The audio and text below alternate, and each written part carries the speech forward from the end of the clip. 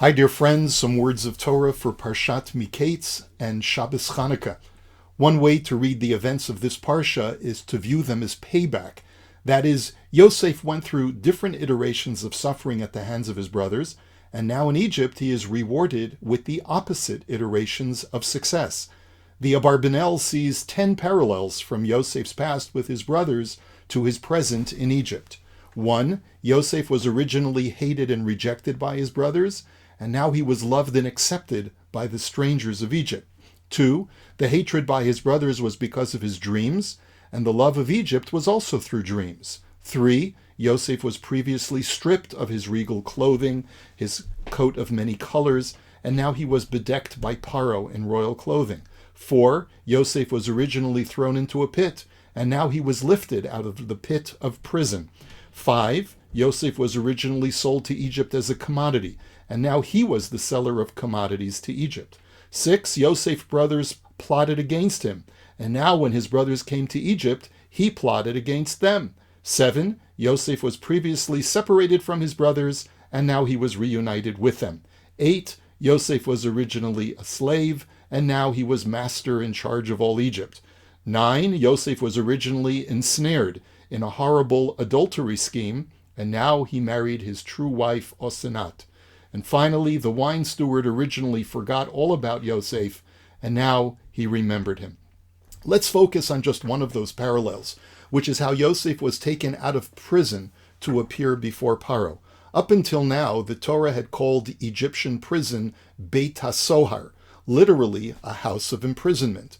But when Paro summoned Yosef, after hearing of his ability to interpret dreams, the Torah states that Vayiritzuhu min habor, they rushed him out of the pit. This seems to parallel last week's narrative. Yosef's brothers threw him into a pit of squalor, and now he was being elevated to greatness, leaving the pit. In fact, right before they threw Yosef into the pit, the Torah describes how they pulled off Yosef's special tunic. By contrast, immediately after Yosef was rushed out of prison, the Torah says, Vayigalach vayichalef simlotav. He shaved and changed his clothes. Everything they tried to do to Yosef boomeranged while he was in Egypt. This is in itself an important lesson. Sometimes in life we feel like we've been thrown into the pit, but it's important to realize that we've been put in that situation to enable us to emerge out of the pit with a renewed spirit of success. Life is filled with pits, and we should not despair when we fall into one. Instead, we should realize that when we least expect it, the rescue from the pit will arrive from the most unexpected of sources.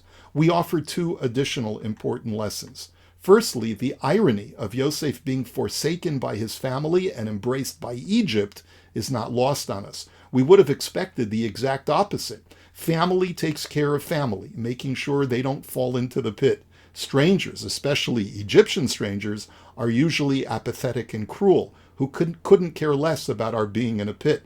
Now, with the exception of Yosef, all the brothers were very close and looked out for each other.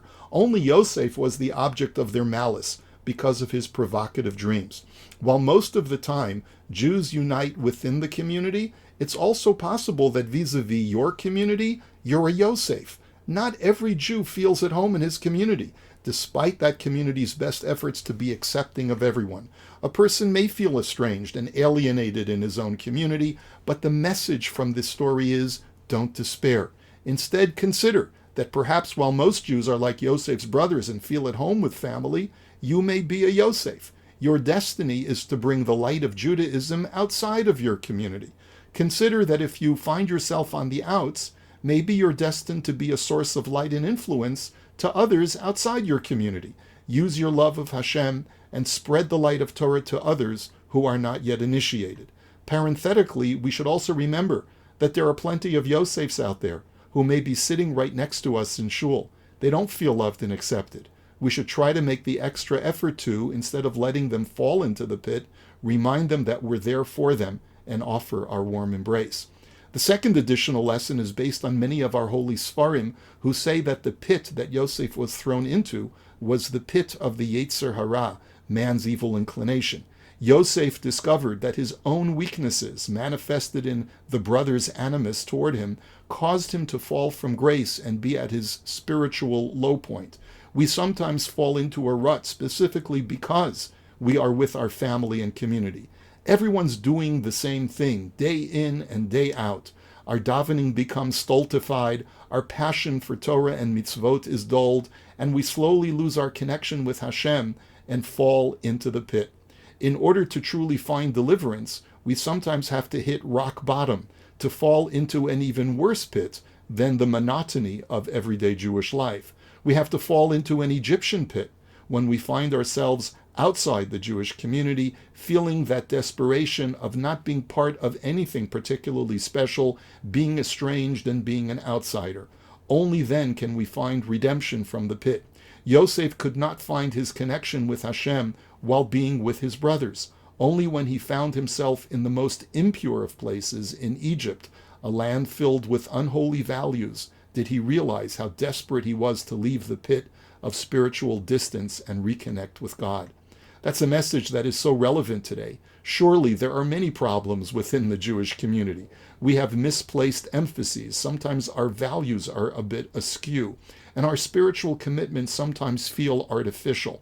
But take one step outside the Jewish community, and you will realize that despite all our deficiencies, the void within our secular society is exponentially more vacuous and lacking of meaning.